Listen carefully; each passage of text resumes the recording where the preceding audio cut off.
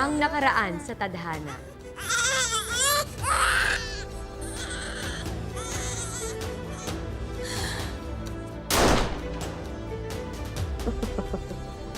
Ba?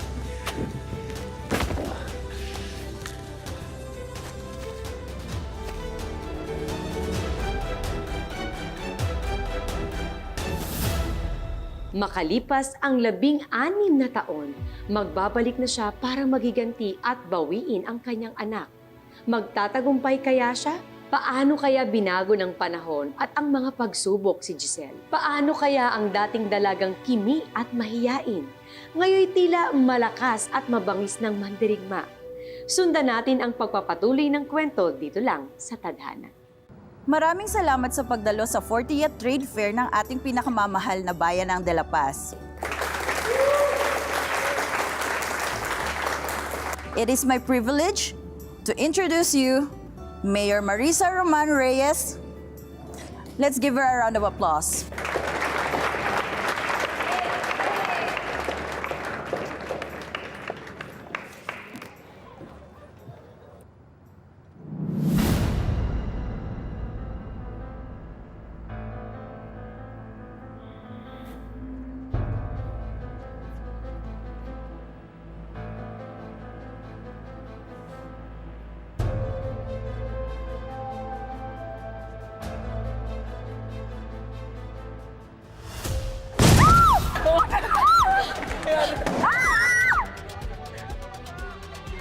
Andito siya! Fidel, andito si Giselle! Nakita ko, andito si Giselle! Posible yan. Sigurado mula sa kabilang partido nagpasabog.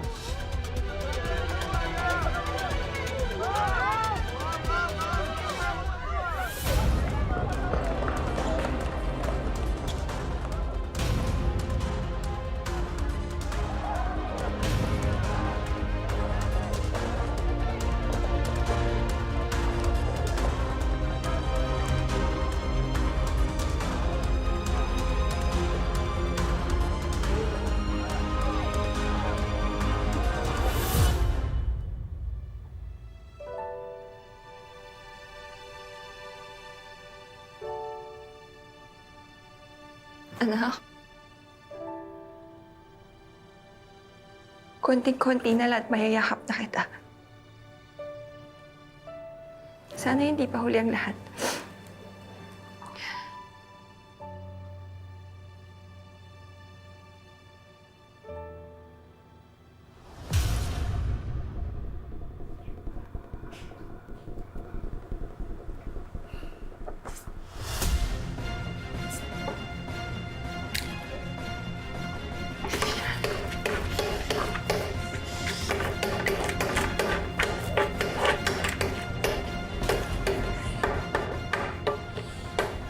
Uy, ano yan? Alam mo, magti ka muna. Ano naman? Relax ka lang.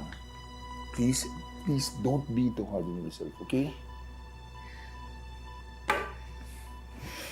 Naging emotional lang ako. Emotional lang ako kanina dahil nakita ko si Ana. Nakita ko rin yung dalawang kampon ni Satanas. Alam mo, hindi pa rin ako makapaniwala na may naniniwalang tao na mabuting tao sina Fidel at Marisa. Dapat ilabas na natin yung mga baho nila sa publiko. Please calm down. Huwag kang magpa-stress. Mag-uumpisa pa lang tayo. Ito.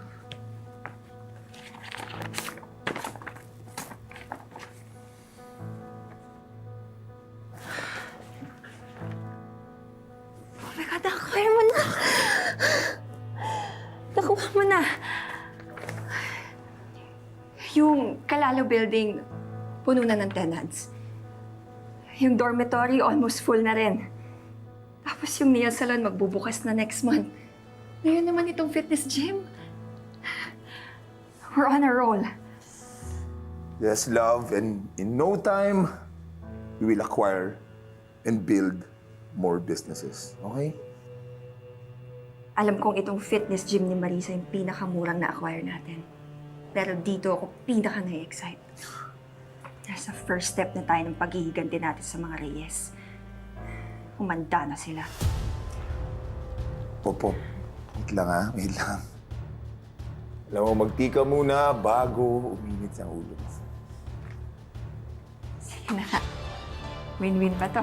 Oh, win, no win. Inom mo na, inom na.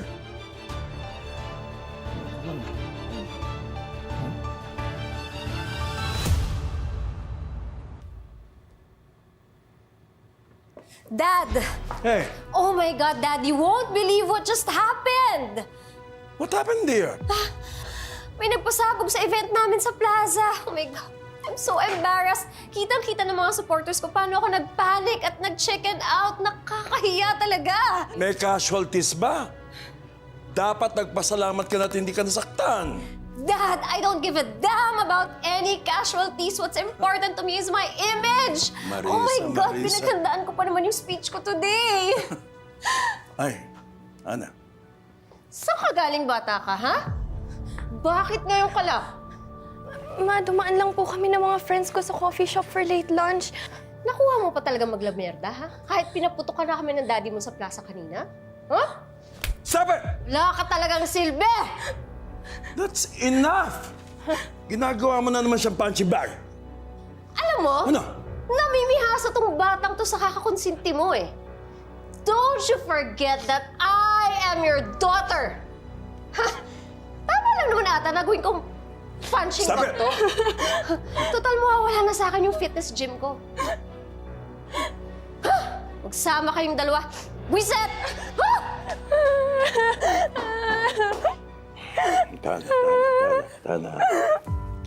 Tana. Lola, bakit ganun po si Mami? Di ba po dapat inaalagaan niya ako? Bakit palagi na lang po niya akong sinasaktan? Eh, di ba dapat nga po siya yung promotekta sa akin? Lagi nga po akong sinasabihan ng mga kaklase ko na swerte ko raw dahil mayaman ako. Swerte ba yun? May pera ka nga pero bugbog sarado naman. Anak po ba ako ni Mami, Lolo? Hang in there, Ana.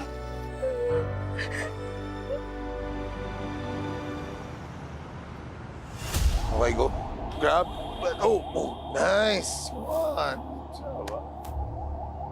One more. Last. Okay. Oh. Oh. Isa pa. One. Oh, oh, oh. Oh. Ay. Jump, snake. Up, water break. Sandali lang, sandali. Nandito kayo mo! Nagkikigil pa ako! Uy, pati yung pagkamatay ng magulang ko! Gusto ko pawiin si Ana! Teka lang. Okay. Love, grabe naman, alam mo. Teka lang, ba't kaya suntok-suntokin mo na lang kaya ako ng halik? Ano? Suntokin mo na lang ako ng halik. Ano gusto mo? Ha? Oh, ayan, oh! Mwah! Mwah! Oh, grabe, nakaka-recharge. Ayan, okay na? Ni-recharge ako dun, ha?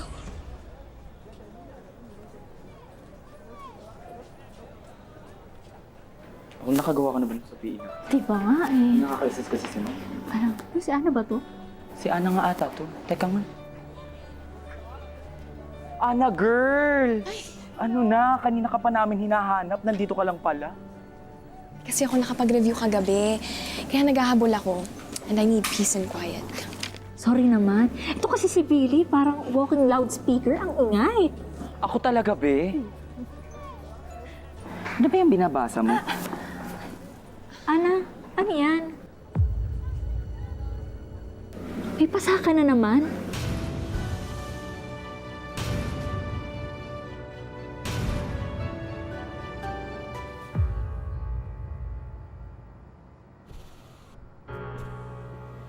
May pasana naman po siya. Ganun na nga din last month. Sinabi niya ba sa'yo kung sino may gawa? Hindi nga po eh. Ang sabi niya, naumpog lang daw siya sa pinto. Pero sa tingin ko po, sinasaktan talaga siya sa bahay. Nakakaawa naman yung kaibigan ko. Sige. Sige, Belly. Salamat. Umuwi ka na. Baka gabihin ka pa eh. Thank you din po. Ingat din po kayo.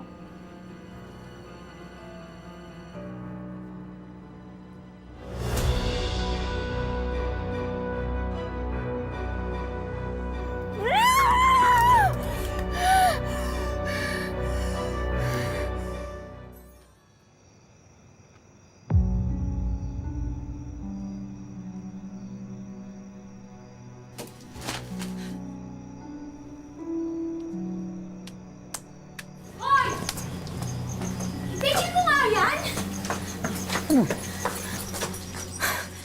Hoy! Hoy! Hindi saya! Akin yan! Ang ginagawa mo! Hoy! Ano ba? Tama na! Hindi ba alam na bawal itong ginagawa mo? Akala ko ba honor student ka? Walang masama sa pagsabi ng totoo, ha? Ang masama, yung magulang mo. Hindi lang sila basta-basta kurakot. Nang mamaltrato pa sila ng kapwa nila. Sinasabi mo! May proof ka? Gusto mo pakita ko pa sa'yo? Gusto mo pakita ko sa'yo? Nananakit ka, ha? Masakit ka ang kulit! Sa tingin mo yung ginagawa mo, hindi masakit, ha? Akin to, eh! Ano ba, nangingialam ka ng buhay na may buhay, eh? Ano ba? Bakit kaya ano pag ginawa nila sa'yo? Ha? Ah! Mama ka sa amin! Huwag ka makialam dito! Kayo na! Sumama ka sa amin! Hoy! Ano ka?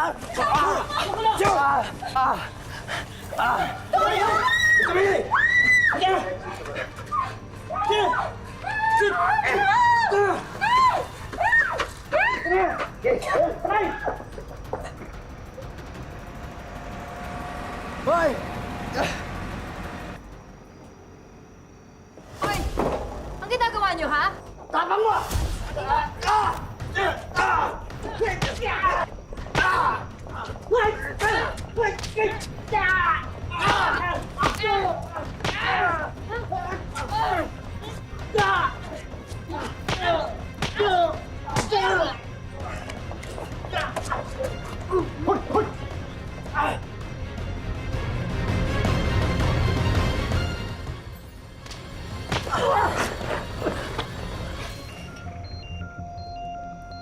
Sino kayo, ha? Agnes! Huwag mo kong papatayin! Napag-utos na lang kami na manakot! Sino? Sino nag-utos sa inyo? Mga Cruz! Hayaan nyo namin makaalis! Wala kami ibang dalang baril! Sige, umalis na kayo bago ko pasabugin yung mga bungo niyo!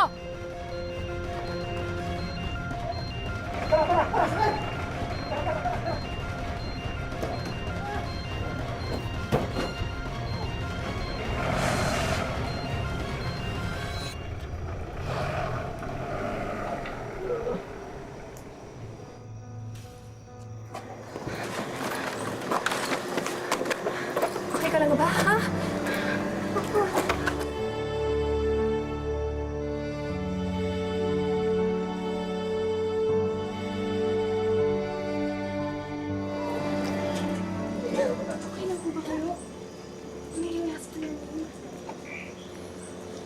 Kailangan ka na mag-alala sa akin, ha? Tawagin mo na lang ako, G. Gusto mo bang ihatid na kita sa inyo, ha? Thank you, Miss G. Hindi ko po tatanggan yung offer niyo. Tsaka natatakot na rin po ako nung mag-isa. Ikaw, okay ka lang ba? Gusto mo ba ihatid din kita sa inyo? Ayos lang ho. Malapit na rin naman po bahay ko dito, eh. Salamat, ha? Ingat ka, Ana.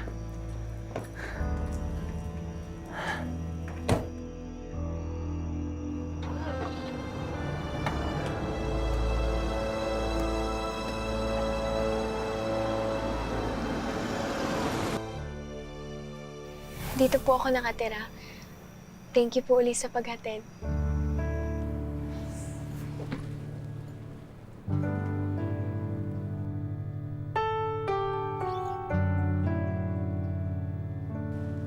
Bye-bye po.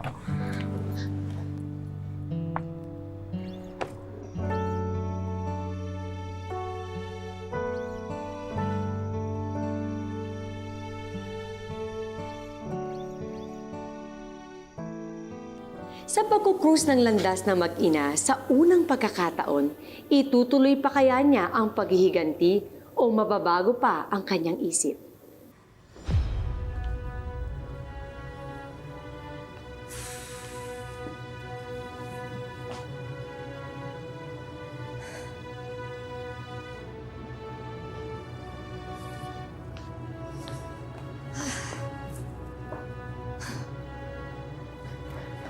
Mami, mano po? You're late! Di ba sinabi ko sa'yo may event tayong pupuntahan? Saan ka na naman nagaling? Sagot! Marisa! Stop it! Maawa ka naman sa bata! Anak, if you don't feel like going, just stay here at home and rest. Kaya ganyan yan eh. Dahil pinapakialaman mo yung pagpapalaki ko sa kanya. Mami, alam mo ba kung bakit late ako umuwi ngayon? Because I was almost kidnapped by your political rivals. Oh, really? What now? You're making up some excuse? No, I'm telling the truth. Kahit itanong mo pa dun sa isang schoolmate ko. Hindi ko talaga maintindihan. Ako na nga yung muntik mapahamak, pero ang sama mo pa rin sa akin. Instead of asking if I'm okay, you seem to find more pleasure in hurting me. Because you're a brat. You're a brat. Marisa! I said stop it! Ano ka ba? Ana, go to your room. Now! Matagal na ako nagtitimpi sa'yo. Huwag mo nang sasaktan ng anak ko. Kundi, Kundi ano? Kung hindi ano? Ang yapang mo din eh, no? Hanggang salita ka lang talaga eh. Sige, baka gusto mong patayin ko kayo ng bastarda mo.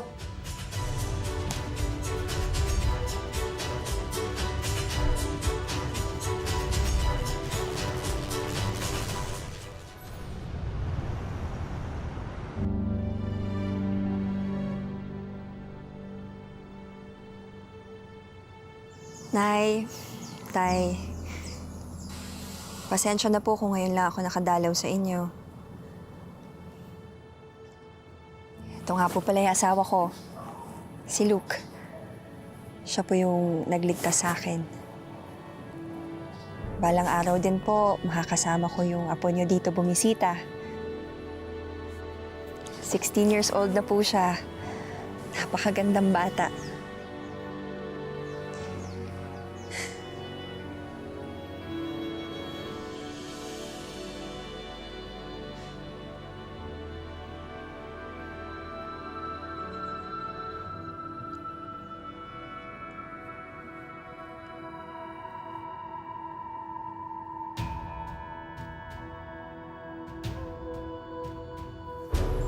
Kapatid ba si Giselle?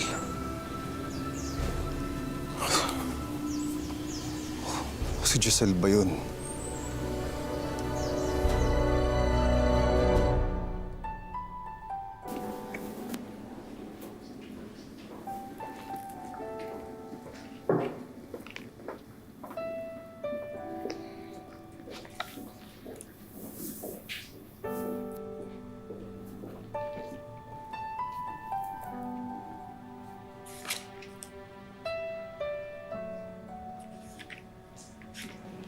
Ana. Hi. Hi. Kamusta ka? Okay ka lang ba? Oo naman. Ikaw, okay ka ba? Salamat nga pala sa pagtulong sa pagligtas sa akin na kahit nagalit ka sa pamilya ko. Ang kasalanan ng magulang ay hindi kasalanan ng anak. Tandaan mo yan. Tsaka mukha ka naman mabait as a person eh. Mukhang mabait. Ako, sure ka na ba dyan? Uy. Syumero. Ay, oh, para sa'yo pala. Pasensya ka na, yan na kasi kaya ng budget ko eh.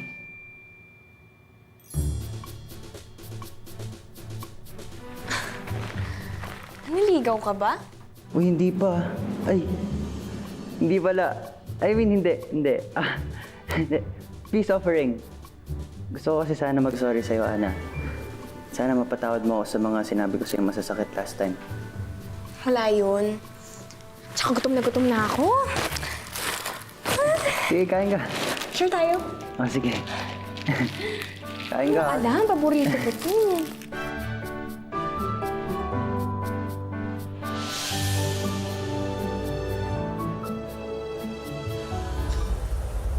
Marisa, may bayar na po ba talaga itong gym? Oo eh, hindi ko na kasi tayo i-sustain itong gym eh. Paano naman po kaming mga naging loyal employees mula noong 2008? Eh, papakiusapan ko na yung bagong may-ari. Kikitain ko nga dito mamaya eh.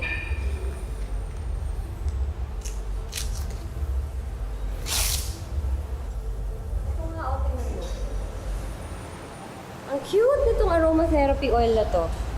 Susubukan namin pasukin tong negosyo na to eh.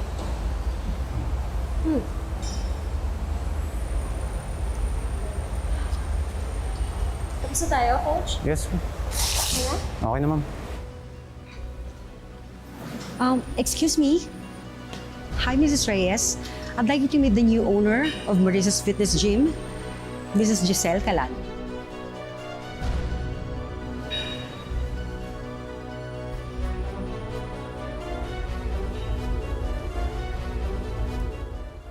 Giselle.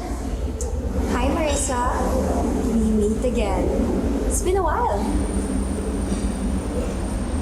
Oh, bakit parang nakakita ka ng multo?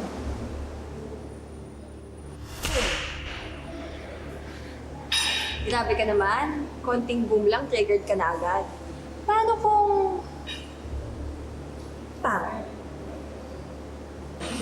Anong ginagawa ng malanding ambisyosang to sa gym ko, ha?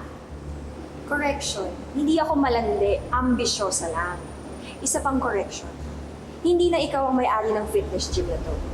I am the new owner. Kaya pwede ba? Tumabi ka dyan dahil paharang-harang ka.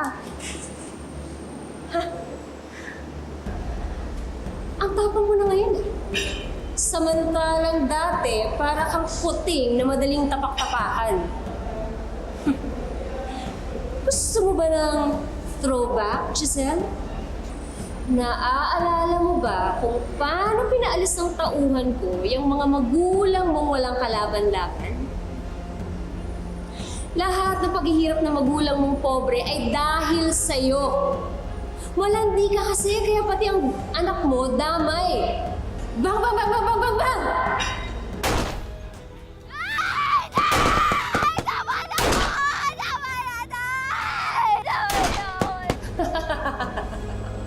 Sounds familiar, Giselle. Shall we do a repeat performance? Total uso naman ngayon ang adaptation at revivals. Shall we do it again? Huwag ka masyadong magmataas, Giselle. Because you know I'm capable of ruining your life again. Baka gusto mong pati ang anak mo idamay. Don't touch me. Magsuntukan tayo, gusto mo? Tara, sige. Kahit mas matanda ka pa sa akin, di kita aarasan.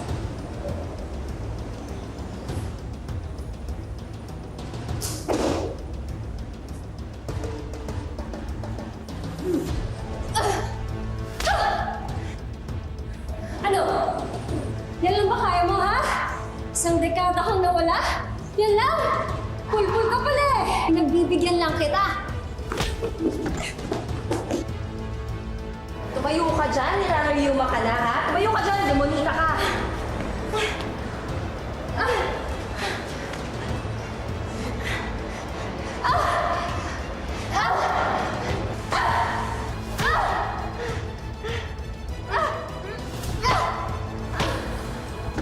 Yun na yun? Laos. Walang iya ka! Mamamatay ka! O kaya pinatay mo yung mga magulang ko!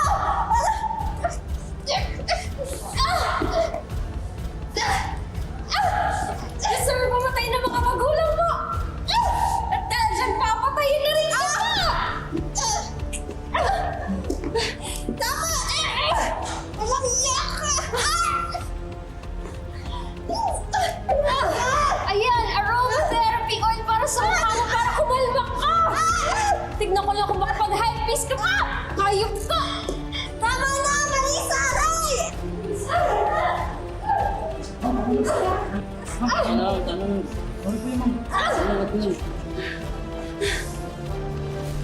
Palabasin niya yung trespasser na yan!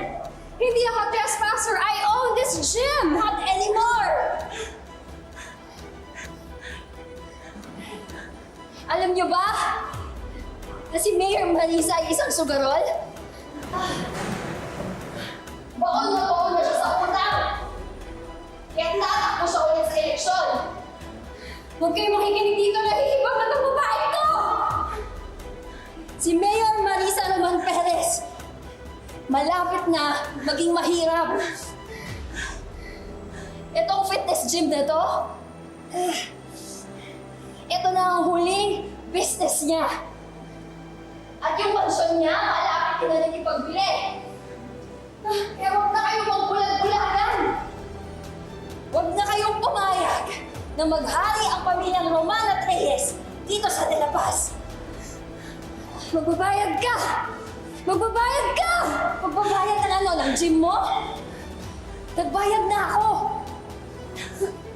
Gusto mo bang isampal ko sa'yo pinagbayad ko? Ha? Isampal ko sa'yo sa pinagbayad ko dito sa bulok mo na gym? Get out of my gym now! Tawag mo ko! Ano kayang hakbang ang gagawin na Fidel at Marisa ngayong alam na nila na buhay pa pala si Giselle? Paano nito babaguhin ang buhay ng walang kamalay-malay na si Ana? Maaapektuhan din kaya pati ang buhay pag-ibig ng mag-ina? Sundan natin ang mga susunod na eksena sa susunod na Sabado dito lang sa Tadhana. Magandang hapon, ako po si Marian Rivera. You're about to die. Marisa! Daddy! Tama na. Sinabog sa'yo pa. Yan! Tigilan mo ka! Tama na, Marisa. Ako asawa mo! Oo! Ikaw ang asawa ko! Kaya ako din puputol! Sa sungay mo! Sumusobra ka na! Tara, tara, tara.